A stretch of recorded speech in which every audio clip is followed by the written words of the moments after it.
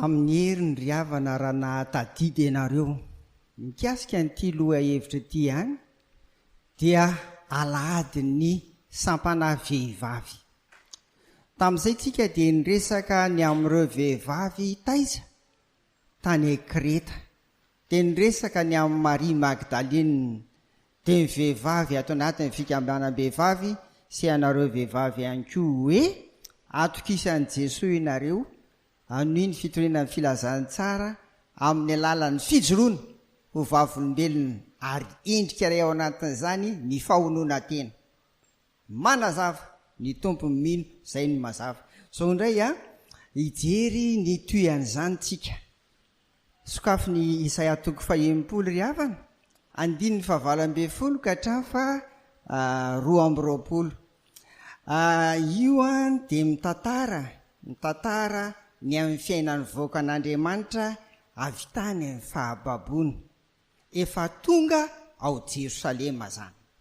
Ary dia izay no niraisiny ny any amin'ny Efesianina 5 ihany koa, noho izany andao hiaingatsika lay Luka 2:17 ka hatramin'ny 5:70. Sokafy ary io lay Isaia teo efa azonareo jerena ihany fa rehefa avy eo dia izy izay ho jerentsika ao anatin'izany. Androantsika dia hijery ny amin'izany hoe misy endrika telo, endrika fahazavana anankitelo hitatsika eto amin'ity Luka 1:17 ka hatramin'ny 9:70 ity. Dia ireo endrika telo ireo zany no izarantsika ny toriteny koa ka ilazantsika sy andraisantsika azo ireo tsirairay avy. Manasanao aho hiaraka maky amiko ny Luka 9:40 dia avy eo tonga dia vakitsika ny Luka 1:17 averiko.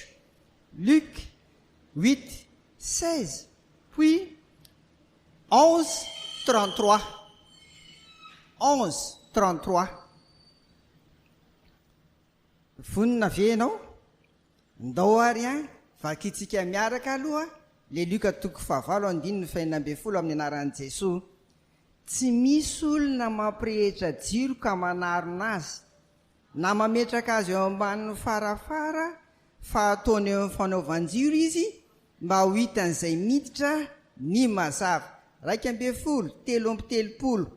Tsy misy olona mandrehitra jiro ka mametraka azy eo an-davaka na ao ambanin'ny vata famarana fa apetrany eo amin'ny fanaovan-jiro izy mba ho hitan'izay miditra ny mazava.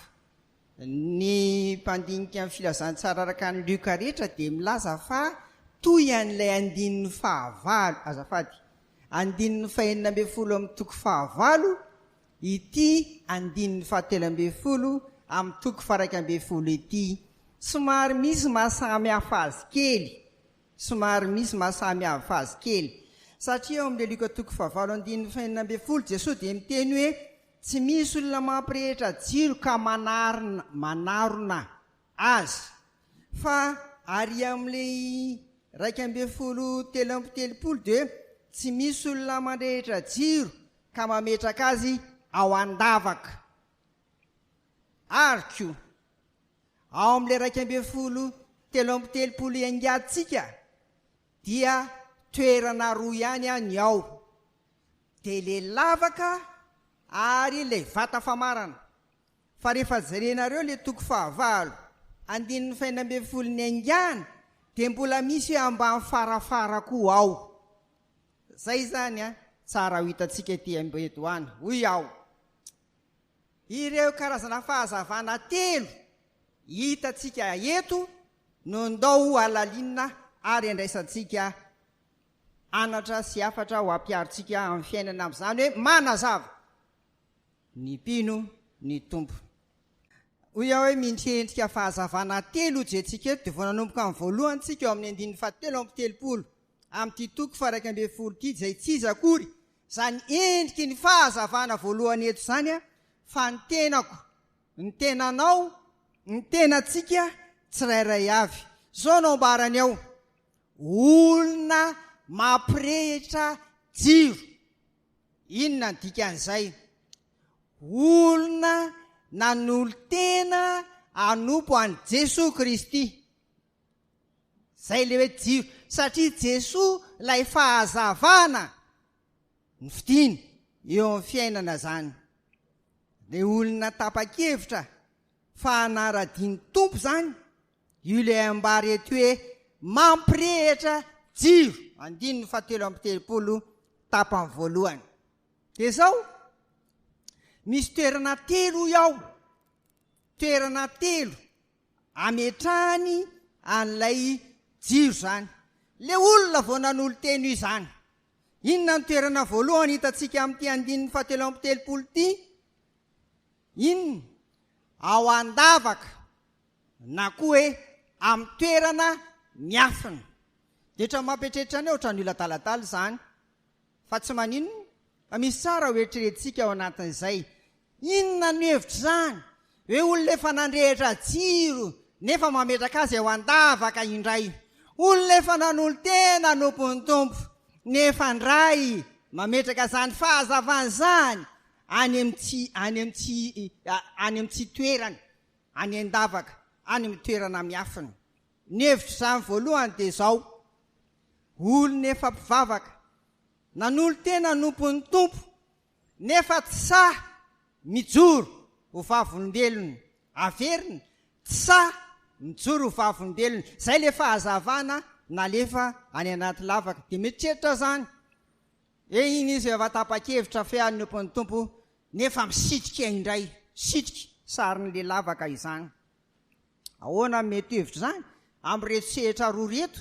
Voalohany, ao amin'ny fiangonana, efa nandrehitra jiro fa tsa mandray andraikitra, tsa manolo tena amin'izay mety fampona samihafa atao amin'ny fiangonana. Eny fa na dia mamaky teny azy, eny fa na dia mivavaka azy misaotra ny namaky teny teo, tena lasa saina mivavaka azafady, lasa saina hoe betsika mifanahy le izy satria vao nanomboka de hoe inona tompo no lazainao aminay indray androany. Tena misaotra fa zany foana koa no mipetraka aty an-tsaina, na dia vao hanomana ny toriteny sy fotoana tahaka an'izao aza hoe inona tompo ny tianao ho tenenina indray aminay. Ary ohatr'izay koa zany tsika mivavaka ty, aza misitrika ndao sa hijoro vavolombelona, vavolombelon' Jesosy Kristy aneo izany fahazavana zany.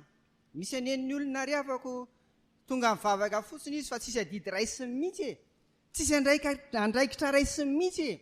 Ohatrany tsy mampaninina azy fa tonga de miara-mitsangana sy miara-mipetraka fotsiny, tafahoatra ve zany teniko zany? Fa misy de ohatran'izany fotsiny fa tena tsisy ataony. Jerenao izy tsy hita any amin'ny sampana, jerena izy amin'izay adidy fampizarana samihafa any andraikitra, tsy hita mihitsy. Ireny ilay efa hoe hivavaka nefa mametraka an' Jesosy lay fahazavana any andavaka na amin'ny toerana miafina indray. Faharoa, sehatra faharoa ny fiarahamonina. Tsy samiseho ho manara-dia an' Jesosy Kristy izy, fa mety ho menatra na matahotra an'ireo manodidina azy ry havana. Zany no endrika ity hoe io le tenenina voalohany hoe fahazavana io ane ka izao e, ianao e, ny tena tsika tsirairay avy e, aoka tsy hisitrika sika amin'ny lafiny samy hafa rehetra ka andeha any andavaka, fa hijoro anaparika an'le fahazavana. Zay zany le toerana voalohany eto. Ny toerana faharoa de inona? Raha mijerina ro 7:17, vata famarana. Inona zany?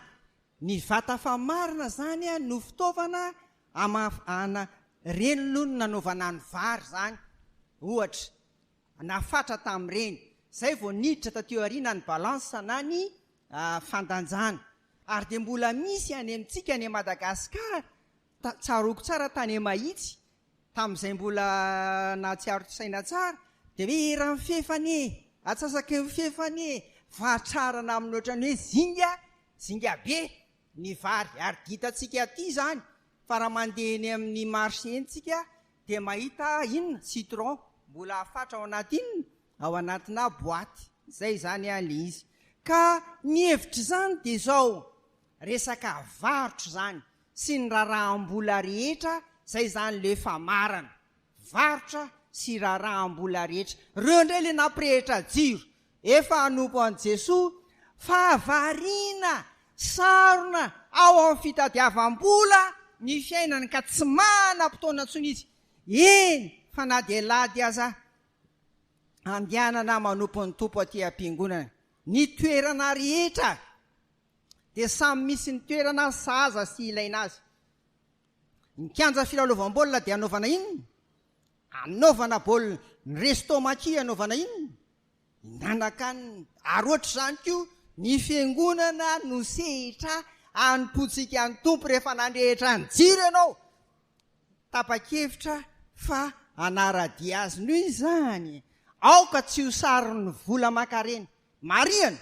ilaina ny vola ilaina ny miasa ary ny elantsika tany Madagasikara ka ty hiasa tena ilaina izany foka tsy ho sarony vata famarana lay fahazavana le Jesosy Kristy efa nampirehetinao ry havana ka ho sarony zay mety tenenina fotsiny le hoe fitadiavam-bola teo fa tsy zay fa zay mety rehetra nakalozanao ny tompo eo amin'ny fiainana zany sarony reny ianao reny rehetrarehetra reny dia mahafaty mampitsilopilopy an'ilay fahazavana Jesosy Kristy zay efa nampirehetinao zay zany le vata famarany zay ny faharoa ary ny fahatelo ozy hoe tsy hita teto fa ary amin'le Luka 5:20 dia any ambany fandriana fa inona indray ny fandriana ny fandriana ry havana dia tsy inona akory fa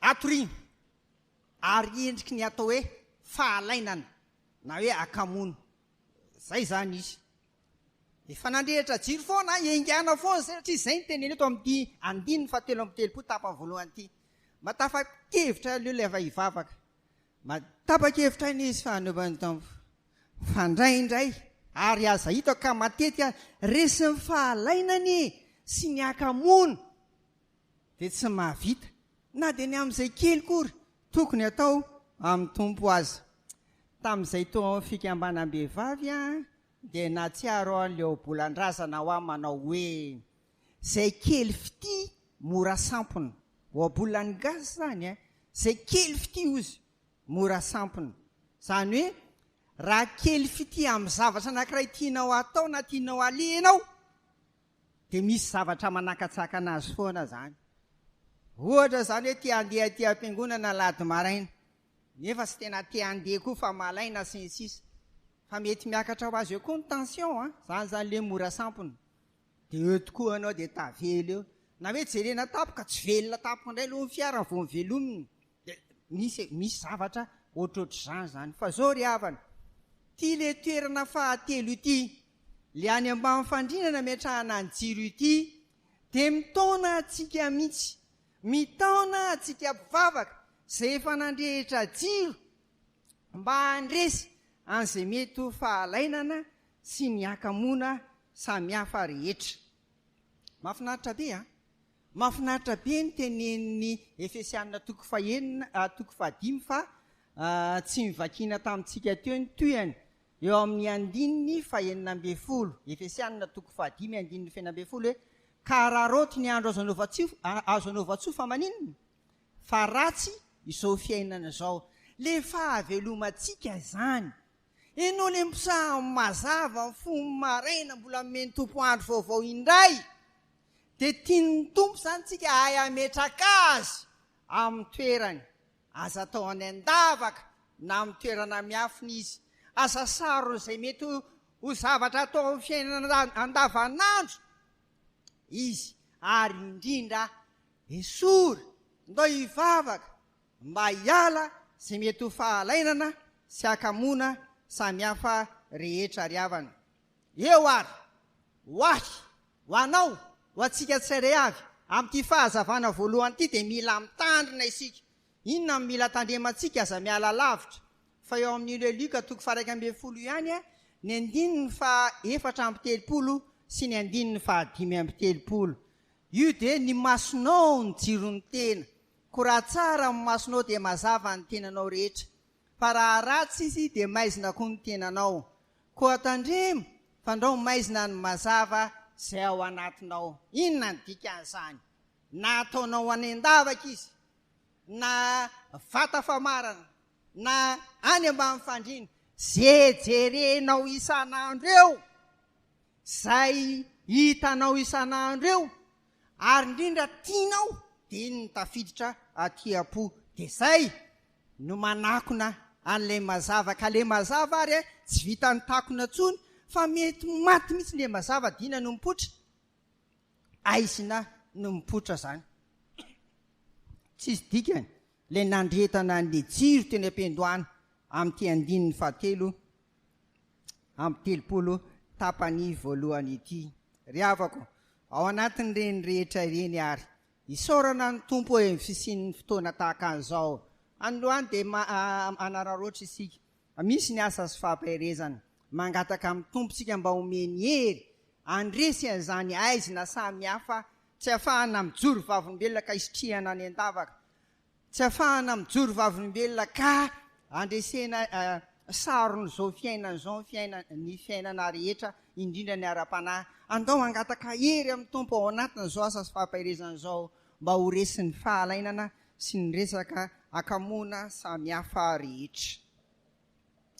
Zay zany ny voalohany, izaho, ianao, isika tsirairay avy le fahazavana. Fa ny fizarana farany amin'ity andininy fahatelo amby 30 amin'ny marika Lioka 1:12 dia tsara mariana mihitsy.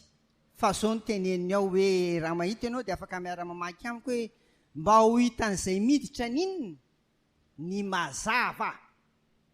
La endriky fahazavana faharoa zany, satria mba hitan'izay miditra any ivelany, miditra ao an-trano, dia tsy inona akory fa ny akonantsika, ny tokantranontsika. Io zany le mazava ty fahazavany ty. Inona ny hitany ao vao miditra ao an-tranontsika izy, inona ny haingo-trano hitany ao? Sariniza no mipetraka ao. Zavatra inona no hitan'ny olona voalohany miditra ao amintsika? Raha maheno koa izy dia iraniza nyreny voalohany ao. Ary tsy zany ihany, fa raha mahita tsika koa izy ny fitafitsika manahoana ny fahitan'le any ivelany, atsika zany. Zay zany io le fahazavana io, ny akonantsika, ny vady aman-janaka, ny kely ny lehibe, i dada sy neny, ny ankizy. Mba mifankatia ve? Dada sy neny, mba miresaka tsara ve? Zany lay fahazavana eto. Ary io, ny any ivelany no mahita an'io. Ry havako, ny fahazavantsika zany ao amin'ny tokantrano io dia zava-dehibe mihitsy, fa mahafe ny atsiprim-piainantsika, ary mety tsy takatry ny sainao koa aza. Ny hafa mety mahita hoe ahoana koa ary zany banky volon'ny pastery zany, ohatrany tsy mety any to mitovy amin'ny ery an-dalany ery any. Ahoana koa ary zany fitafiny zareo zany, to seksy any mitovy amin'ny ery ananiny ery any. Ahoana koa, fa izao ny vahiny any ivelan'le miditra malaza, ary tsy tena indraindray le zavatra tsara no hitany fa zay mahataitra azy ao. Dia zay no resahany havana noho izany, ny fahazavana dia ny tokantranontsika ry havana. Mba hatateraka an'izany ho fiainana ary ilay fahazavan'ny tokantranontsika hazavain'i Jesosy Kristy, aza tonoana ary entanina foana fiarahan'ny vavaky ny mpivady, aza tonoana zany.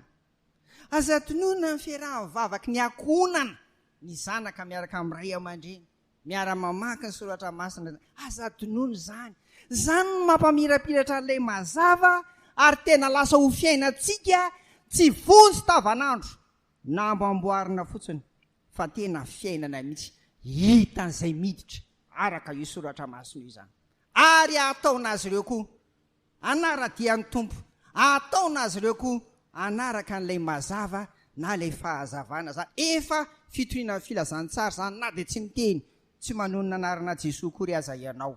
Fahazavana faharoa, ny akonana, ny tokantrano izay rehetra mipetraka ao anatin'ny trano anankiray. Fahazavana fahatelo ary, sady farany, hitantsika eto dia tsara mihitsy manindry fa dia Jesosy Kristy. Io le fahazavana io raha nijerentsika ny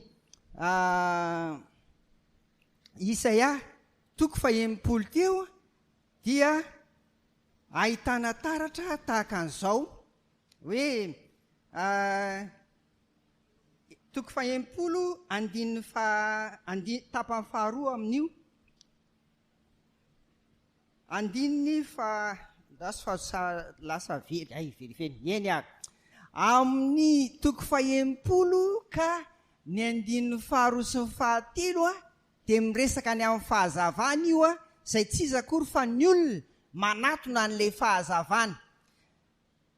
Andriamanitra mihitsy no fahazavana rehefa mivakitsika ny andininy fa 20 ka hatramin'ny 12 amin'ity Isaia 30 ity. Hoy ny andininy 17 fa Jehova no fahazavanao mandrakizay ary Andriamanitrao no voninahitrao. Isaia 30 andininy 17 tapany faharoa sady farany zany. Inona no hevitra zany?